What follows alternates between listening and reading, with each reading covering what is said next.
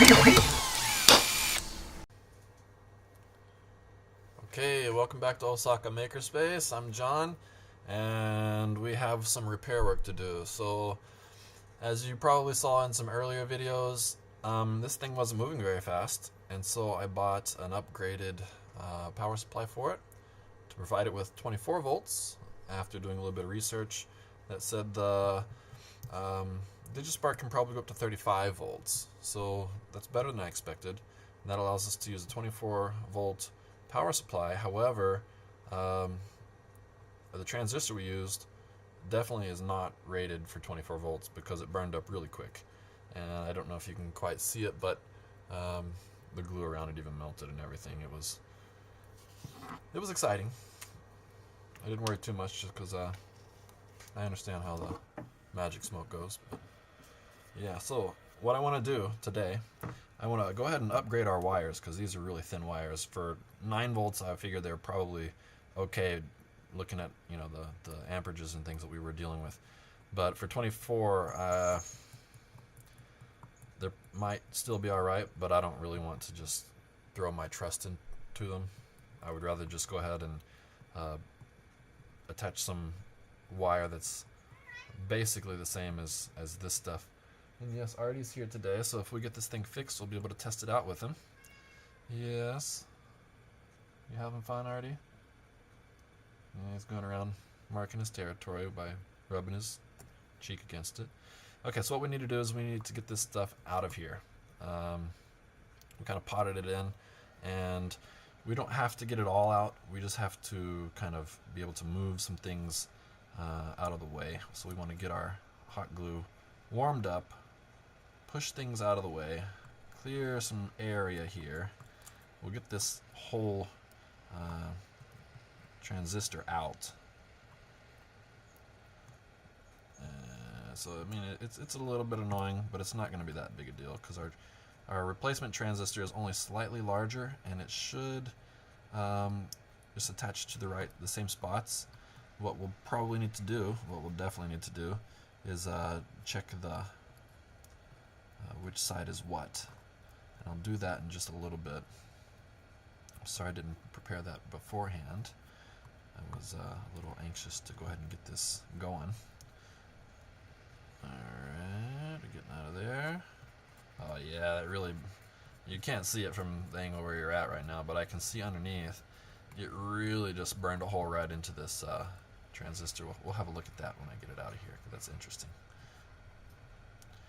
Now we can go ahead and probably, well, we got some smoke coming off of the glue. I was hoping that I can probably just get this thing out. Oh, and I still might be able to if I heat up all these contacts just right. Oh god, the smoke is terrible.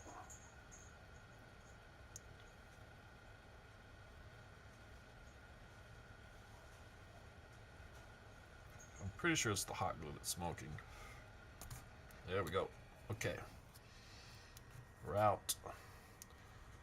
There's that thing. Well, I think there might actually be a hole in it.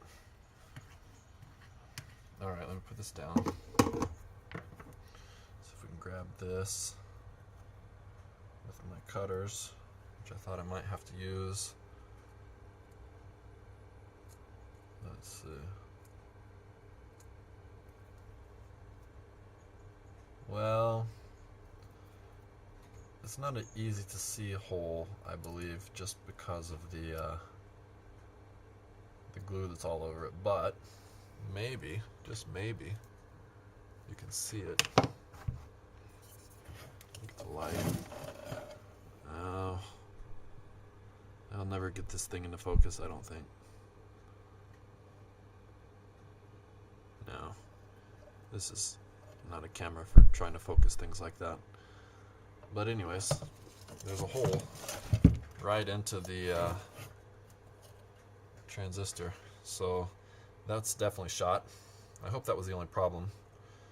We're gonna treat it like that's the only problem. And so here are the new transistors. Let me tell you what I got. These are I believe, 40 volt maximum NPN transistors with 1.5 amps. It is an S8050. And that's the first line. I believe that's the transistor name. Second line says D-D20, I believe. Or is that a 2B or a 28 or something? Hard to say for sure. But anyway, this should be, or was it 32? It was either 32 or it was 40 volts. So we're definitely under voltaging it because we're only going up to 24. And it will allow up to 1.5 amps. And our supply, our new power supply, only will supply up to 1 amp. So we should be well under the ratings of this thing. So as long as we figure out the correct orientation and just reattach it here in the same spot, whether it's upside down or right side up, then we'll be fine. Okay, give me a second. Phone's ringing, obviously. Okay, so I'm back. Sorry about that.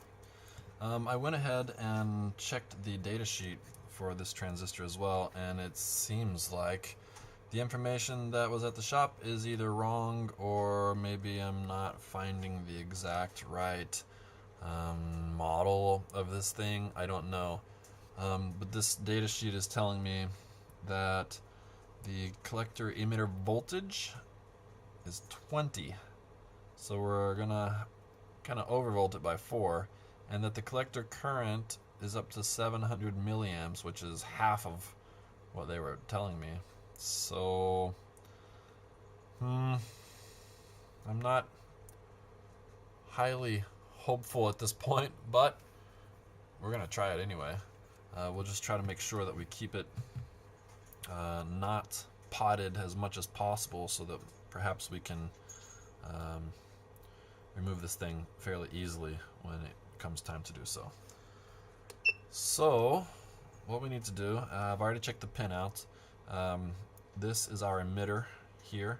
When facing the flat side, the pin number 1 on the left is our emitter, base and collector on the right side. So yes, we need to just put this down in here just like this, and then we'll give it a shot and see if it works. So I've been thinking a lot about the software, and I've been writing some of it, and I've decided that the button, instead of setting the distance, because really 100 centimeters seems like it's the perfect distance, it just seems to be really good for pretty much everything. And so what I've decided is that I'll use this button instead for making different modes. So for example, it'll default to using the sonars, but if you press it again, then it would have like a continuous movement. You press it again and maybe it would randomly move. Not according to the sonars, but just whenever it feels like it. Something to kind of keep things mixed up. And I've also thought about adding in a couple of extra push buttons so that we can make like a little remote controller where we run a wire to a little control box and basically have a left and a right. And then what we might even end up doing is scrapping the transistor altogether and putting in a motor controller, which we have lots of, and yeah, we'll probably have to clear out a little bit more space in here, but a motor controller would allow us to go forward and backwards. That would be nice. So yes, we'll think about that stuff. For now, we will use this button for different modes. But the controller is something that I'll have to think about and plan for a little bit better, and perhaps, yeah, it's just going to take more work. Installing buttons and it's basically just the installing the buttons. I would want it so that you could unplug it, so I'd need to put in some type of a plug on the bottom here. That's not really an issue. It's just going to take more time.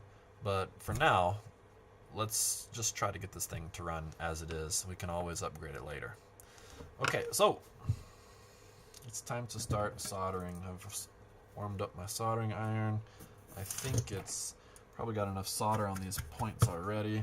We need to cut down our transistor a little bit.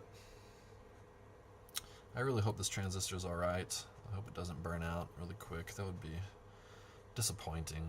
It wouldn't be unexpected because it's going to be slightly overvolted when I thought it was going to be undervolted, and the amps should probably be okay, but I was hoping that we're going to be able to withstand more than what our power supply could provide.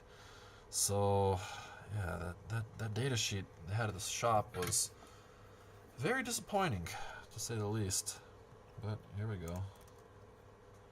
Alright, there's one side, our emitter side. There's our base side and our collector side. Alright. Alright, we're in. Let's just lay back down our capacitor so that our little trap door here doesn't damage that. And I really want to change out these wires. These wires don't make me super happy. Doing so is going to take a little bit more work than I had previously anticipated because of the way that this wire is actually it's pushed through, whereas this other one's on top. So while this one I could just remove some of the glue and go straight to it, this one needs to be kind of cleared away. These things need to be pulled out, and well, we can do it. We just have to do it. So here we go. I'm going to remove the glue from my knife here real quick.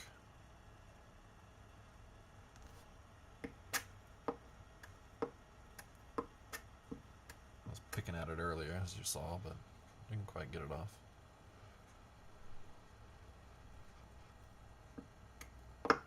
There we go. Alright, I want to stick my arm in that while it's hot.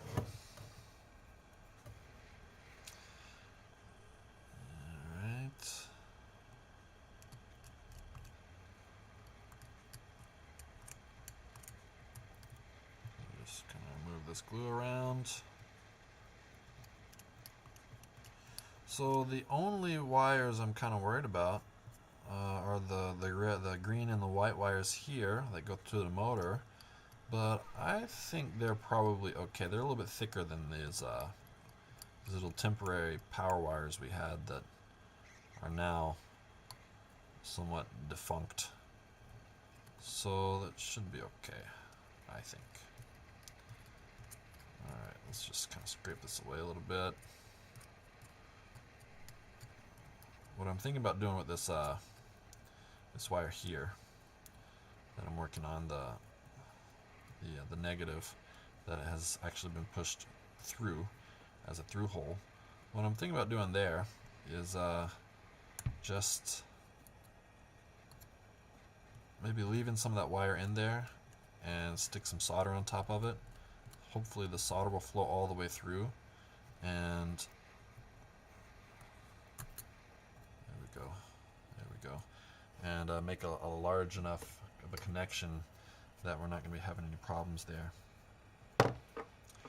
And since these wires are glued basically all the way down, I guess I'll have to, well, since I don't really want to do another joint, I'd rather just have these wires go directly to where they need to be. What I'll probably do is I'll just heat it all up and move them completely. I think that's probably going to be best. Look at that, we lost our shrink wrap there. That's okay, probably. Let's fish it out with our knife instead of digging at it with our fingers, which is going to be hot, undoubtedly. There we go. Let's get that out. Alright. Now I'm going to heat the opposite side here, which you can't see, but it's at the bottom. And then I'll pull, turn up my air, and then I'll just pull the wire just a little, actually, well, yes, it needs to be pulled a little bit because this is our spot right there. It needs to go up a few centimeters. Hopefully I can keep it all warm long enough to actually pull it. start down at the bottom where the wire, well, I need to get it all. Just gotta keep moving.